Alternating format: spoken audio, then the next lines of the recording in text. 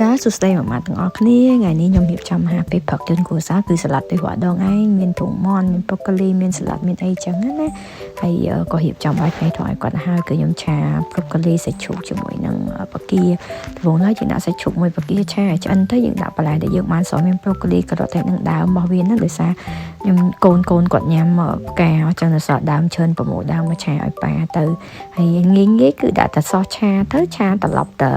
5នាទីទៅហើយយើងដាក់ម្សៅឆាបន្តិចថែមទឹកបន្តិចទៅដើម្បីមានទឹកសម្រាប់ស៊ុបបាយអញ្ចឹងណាអញ្ចឹងមួយរាល់ជាការស្រេចហើយបើសិនជាម៉ាក់មានសោះឆានៅតែគឺងាយអញ្ចឹងឯងនិយាយទៅឆាមួយមុខនេះដល់5នាទីផងខ្ញុំសោះតែបន្លែរួចរាល់ចាំតែសាច់ឆ្អិនគឺរួចរាល់ហើយអញ្ចឹងអរគុណច្រើនសម្រាប់ការតាមដានទស្សនាវីដេអូបើសិនជាម៉ាក់ត្រូវការសោះឆាអាចកំងខាញខ្ញុំបានហើយមុខម្ហូបនេះគឺបានបន្លែច្រើនមុខសម្រាប់គ្រួសារអញ្ចឹងបើសិនជាម៉ាក់ហូននឹកអត់ឃើញក៏អាចធ្វើមុខនេះជូនគាត់ដែររសជាតិឆ្ងាញ់ហើយល្អចំពោះសុខភាពរបស់គាត់ទៀតអញ្ចឹងអរគុណច្រើនសម្រាប់ការតាមដានទស្សនាវីដេអូមួយនេះ